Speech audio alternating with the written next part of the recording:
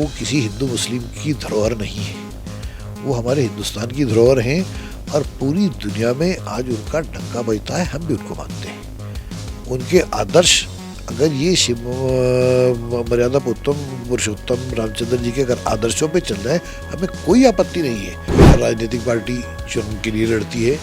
हमने भी यहाँ 4 सीटों पे दावा कर रखा है, नकुड़ और आपका देवबंद और रामपुर। देखिए, मुझे ये कहने में कोई संकोच नहीं है कि ये लोग चुनावी मटेरियल हैं। हर आदमी चुनाव लड़ना चाहता है, लेकिन सबको सब कुछ मिले। मैं भी नकुड़ से चुनाव लड़ना चाहता हूँ। देखिए, इमरान मसूद जी की क्या बात हुई है, क्या नहीं हुई है, इस बात को तो मैं इस पर कुछ टिप्पणी नहीं करना चाहता। बहुत दिन से ये चर्चाएं आम हैं। मेरे ख्याल से 6 महीने से ये चर्चाएं चल रही हैं कि सभा में जा रहे हैं, सभा में जा रहे हैं। नमस्कार, स्वागत है आप सभी का बीजीटी न्यूज़ नेटवर्क पर और मैं हूं आपके साथ विपिन चौधरी। आज हमारे साथ एक बहुत ही खास मेहमान राष्ट्रीय लोकदल के जिला अध्यक्ष राव केसर सलीम जी मौजूद हैं। 2022 का विधानसभा चुनाव नज़दीक है। विधानसभा चुनाव को लेकर ही आज हम इनसे खास बातचीत करेंगे। राव केसर सलीम जी, बहुत बहुत स्वागत है आपका बीजीटी न्यूज़ नेटवर्क पर। धन्यवाद, आपका बहुत बहुत धन्यवाद। सपा और राष्ट्रीय लोकदल का गठबंधन हो गया है, किस प्रकार की संभावना है? विधानसभा चुनाव भी नज़दीक है। ये विधानसभा चुनाव के ही लिए नहीं, आगे बहुत लंबा ये गठबंधन चलेगा। समान विचारधारा वाले दल एक जगह आए हैं और राष्ट्रीय लोकदल और समाजवादी तो हैं ही इसमें, जैसे अपना दल है और भी कहीं वो सुहेलदेव की पार्टी है, प्रसपा पार्टी है। ये जितने भी वोट बिखर जाते थे, जिनका फ़ायदा केवल सांप्रदायिक ताकतों को होता था, उन वोटों को हमने एक विचारधारा के लोगों को, माननीय जयंत चौधरी ने, माननीय अखिलेश यादव जी ने एक जगह इकट्ठा करने का काम किया है। ये बड़े शर्म की बात है कि किसान के प्रधानमंत्री का रास्ता उसके देश में रोका जाए। ये शर्म की बात है, मैं कह रहा हूँ। लेकिन ऐसे हालात क्यों पैदा हुए कि प्रधानमंत्री के ऊपर से देश की जनता का विश्वास उठ गया। राष्ट्रीय लोकदल की यदि हम बात करें और पिछले कुछ चुनावों की हम बात करें तो 2014 का लोकसभा चुनाव, 2017 का विधानसभा चुनाव और फिर 2019 का एक बार फिर से लोकसभा चुनाव, राष्ट्रीय लोकदल का जो परंपरागत वोट माना जाता है यानी कि जाट, वो तो इस पार्टी से छिटका रहा। अब 2022 के विधानसभा चुनाव में किस प्रकार की उम्मीद है? देखिए, आप जहाँ तक जाट वोट का आपने सवाल किया, किसी जाति वर्ग विशेष की राजनीति राष्ट्रीय लोकदल नहीं करता। राष्ट्रीय लोकदल राजनीति करता है किसान की, राष्ट्रीय लोकदल राजनीति करता है कामगार की, राष्ट्रीय लोकदल राजनीति करता है मजदूर की, राष्ट्रीय लोकदल राजनीति करता है दबे कुचले लोगों की, अल्पसंख्यकों की, जिनकी आवाज़ वहाँ उठाई नहीं जा रही संसद में। और मैंने अभी आपको बताया कि 2014, 17 और 19 ये चुनाव तो एक प्रयोग था, सांप्रदायिकता का प्रयोग किया गया। लेकिन आज जो है वो युवा उसको देख रहा है दोबारा कि हमारी नौकरियाँ कहाँ गई, हम बेरोज़गार हो गए, वृद्धा पेंशन नहीं मिल रही, गन्ने का पेमेंट उस पर भुगतान नहीं हो रहा, 5-5 किलो अनाज दे के क्या आप इनको खरीद। हमें भीख नहीं चाहिए, हमें तो काम चाहिए। हमें फ्री का राशन नहीं चाहिए, आप हमें काम दीजिए, हर रात को काम दीजिए, हम तो अपना खरीद के राशन खा लेंगे।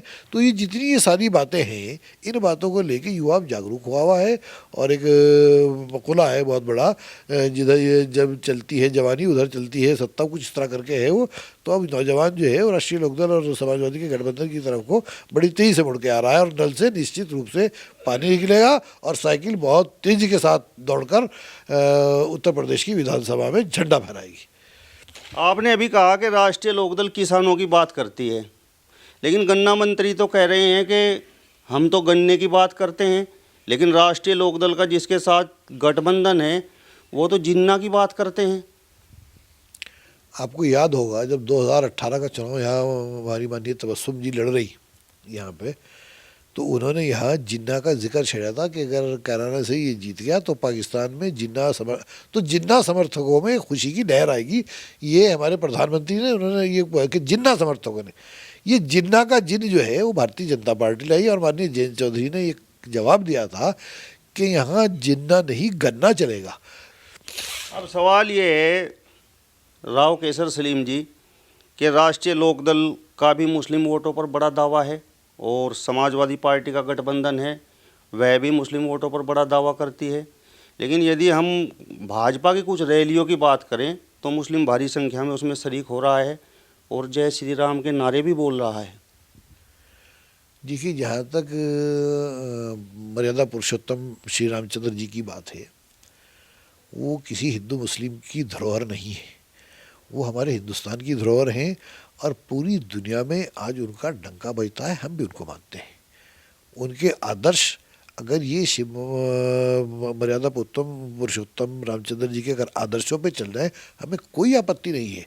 लेकिन ये जो मॉब लिंचिंग और गौ कशी के नाम पर, मॉब लिंचिंग के नाम पर, मंदिर के नाम पर, मस्जिद के नाम पर ज़बरदस्ती, देखिए जहाँ तक आपने कहा कि मुस्लिम आ जा रहे हैं मुस्लिम जय श्री राम के नारे लगाने किसी ने आपत्ति उठाई? किसी मुसलमान ने कोई आपत्ति की हो तो बताओ। लेकिन अगर आप ज़बरदस्ती हमारे से जय श्री राम कराएंगे या ज़बरदस्ती किसी से आप अल्लाह अकबर कराएंगे, तो धर्म के अंदर ज़बरदस्ती कहीं भी किसी, इस्लाम धर्म को तो मैं बहुत अच्छी तरह जानता हूँ, इस्लाम धर्म के अंदर ज़बरदस्ती कहीं भी जायज़ नहीं है। आप किसी ज़बरदस्ती, उसकी मर्ज़ी की मालिक है वो जिस रास्ते से भी चलना चाहे वो चले, अपने जिस धर्म को मानना चाहे माने, जिसमें आस्था रखना चाहे उसमें आस्था रखे। यही तो खूबसूरती है हिंदुस्तान की। आप राष्ट्रीय लोकदल के जिला अध्यक्ष हैं। यदि जनपद सहारनपुर की हम बात करें तो संभावनाएं हैं गठबंधन को कुछ टिकट मिलेंगे या नहीं? देखिए, हर राजनीतिक पार्टी चुनाव के लिए लड़ती है। हमने भी यहाँ 4 सीटों पे दावा कर रखा है, गंगो नकुड़ और आपका देवबंद और रामपुर। लेकिन गठबंधन की बहुत सी मजबूरियाँ होती हैं, साथी दलों का, अपने मित्र दलों का भी ध्यान रखना होता है। और जो भी फैसला माननीय जयंत चौधरी, माननीय अखिलेश यादव जी लेंगे, हर वर्कर उसको सहर्ष कबूल करेगा, उसके साथ रहेंगे। सपा को होगा सपा का लड़ाएंगे, लोकदल का होगा लोकदल का लड़ाएंगे। इसमें कोई कहीं कंट्रावर्सी नहीं है। एक मीटिंग हमारी अभी सपा लोकदल की सपा कार्यालय में हो भी चुकी है। हम लोगों ने बैठ के आपस में एक दूसरे का परिचय अपने पदाधिकारी को कराया है। अब नई मीटिंग हमारी विधानसभा स्तर पर होने जा रही है। हम अपने हर विधानसभा से सपा और लोकदल और जितने परस्पर जितने भी सहयोगी दल हैं उनको सबको बिठाएंगे, एक दूसरे से उनका आदान प्रदान टेलीफोन नंबर का करेंगे। और जो जिस जहाँ से जो चुनाव लड़ेगा उसको, हर पार्टी के जो गठबंधन में है उस कैंडिडेट को हम उस अपने हर एक छोटे से छोटे वर्कर का टेलीफोन नंबर देंगे, जिससे वो जब उस गांव में जाए या उस क्षेत्र में जाए तो हमारे कार्यकर्ता से संपर्क करे, जिससे उसका एक मनोबल बढ़े। कार्यकर्ता को भी ये लगेगा कि साहब मुझे जो है आज पूछा जा रहा है, मेरी भी अहमियत चुनाव में है। और एक एक वोट की अहमियत है, निश्चित रूप से एक वोट की अहमियत है। भाजपा का सफाया होगा, लेकिन इसके लिए बहुत समझदारी और बहुत मेहनत की ज़रूरत है। गंगो विधानसभा से नोमान मसूद ज़बरदस्त तैयारी में हैं और देवबंद विधानसभा की यदि हम बात करें तो मनोज चौधरी को आप लेकर गए हो, वो भी ज़बरदस्त तैयारी में है। तो जनता ये जानना चाहती है टिकट मिलेगा कि नहीं? देखिए, मुझे ये कहने में कोई संकोच नहीं है कि ये लोग चुनावी मटेरियल हैं। हर आदमी चुनाव लड़ना चाहता है, लेकिन सबको सब कुछ मिले। मैं भी नकुड़ से चुनाव लड़ना चाहता हूँ, लेकिन मेरे नेता ने जब मुझे ये कह दिया आप मेरी जिम्मेदारी और जनपद में पार्टी आपकी जिम्मेदारी, तो मेरी तो इससे बड़ी कोई और कम्प्लीमेंट हो नहीं सकता जो मेरे नेता ने मुझे कह दिया।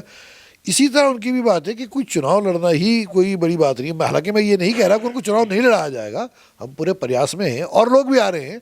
नौमान मसूद या मनोज ही नहीं, और लोग भी बहुत मैदान में हैं जो चुनाव का इच्छुक हैं चुनाव लड़ने के। बहरहाल टिकट तो एक को ही होगा, जिसे भी होगा, बाकी सब लोग उसको एक साथ करके मिलाएंगे, लड़ाएंगे चुनाव।